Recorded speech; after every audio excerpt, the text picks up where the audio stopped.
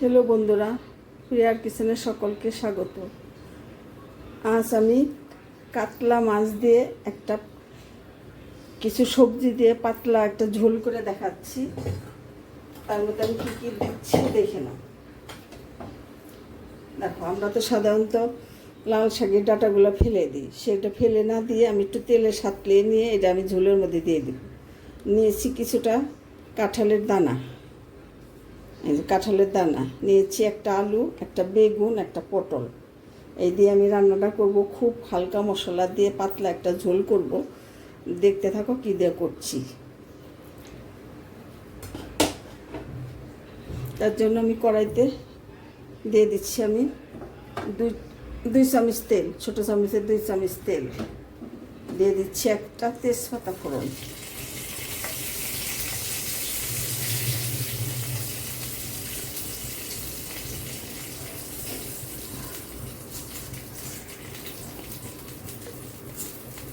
বন্ধুরা দিয়ে দিচ্ছি একটু কালো জিরে তেলের মধ্যে।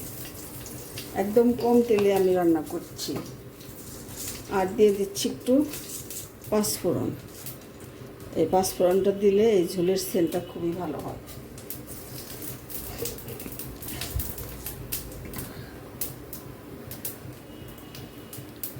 বন্ধুরা আলুটা আমি দিয়ে দিচ্ছি, পটলটাও দিয়ে দিচ্ছি, কাঁঠালের দানা কটা দিয়ে দিচ্ছি।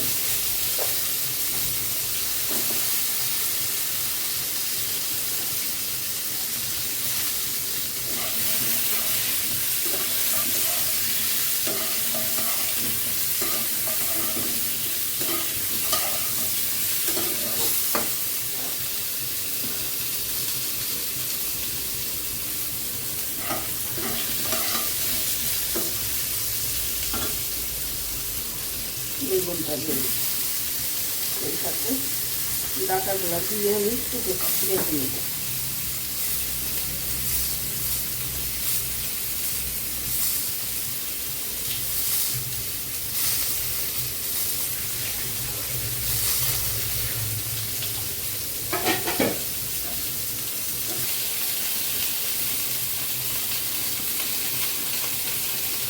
বন্ধুরা দিয়ে দিচ্ছি স্বাদ অনুসারে নুন,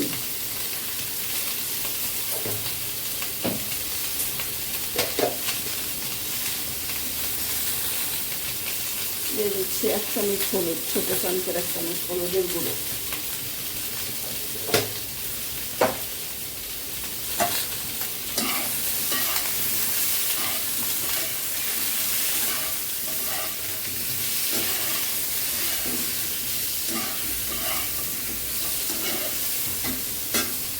বন্ধুরা মাছটা আমি ভিজে রেখেছি নুন হলুদ দিয়ে। ওই তেলের মধ্যেই আমি রান্নাটা শেষ করতেছি। এই মাছটা আমি ভেজে রেখেছি নুন হলুদ দিয়ে। সবজিটা কষিয়ে নিয়ে পরে মাছ দেবো।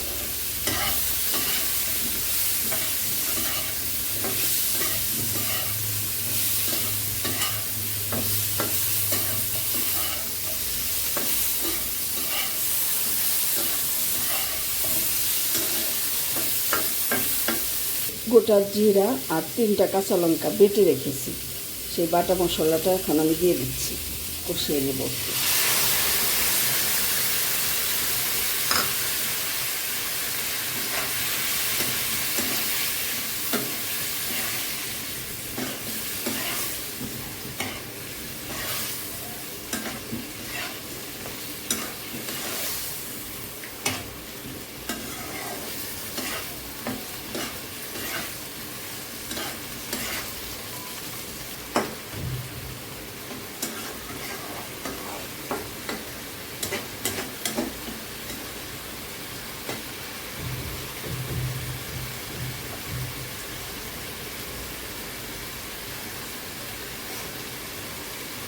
বন্ধুরা চুলার আঁচটা কমিয়ে দিয়ে আমি এখন একটু ঢাকা দিয়ে রেখে দেবো, সবজিটা যাতে করে সেদ্ধ হয়ে যাবে।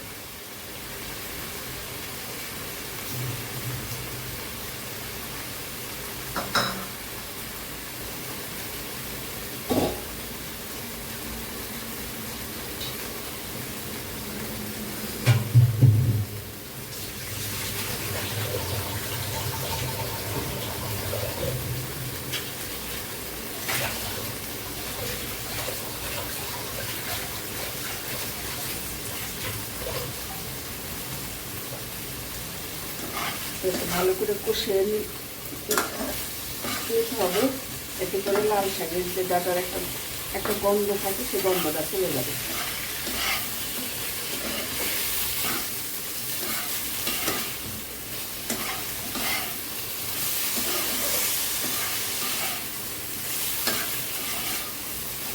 কাঁঠালের দানা দিয়ে এই কাতলা মাছের ঝোলটা খেতে অপূর্ব লাগে।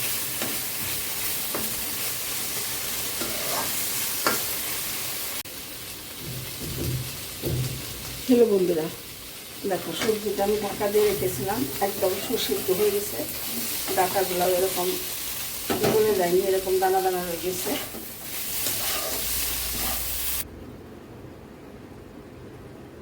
চুলা গাছটা কমিয়ে দিয়ে অল্প সময় ঢাকা দিয়ে রেখে দেবো।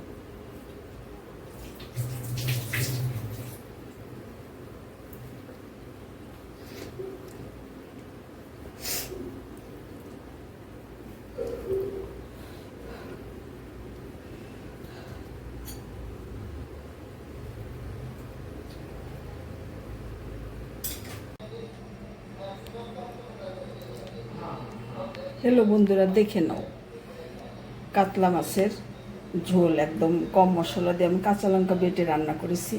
আর লাল শাকের ডাঁটাগুলো ফেলে না দিয়ে আমি এইভাবে রান্না করেছি।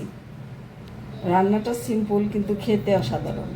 এটা শরীরের জন্য ভালো এভাবে রান্না, হালকা মশলা দিয়ে। বন্ধুরা, যদি রেসিপিটা ভালো লাগে কমেন্ট করে আমাকে জানিও, আর চ্যানেলটা সাবস্ক্রাইব করে আমার সাথে থেকো। ধন্যবাদ বন্ধুরা, তোমরা সকলে ভালো থাকো।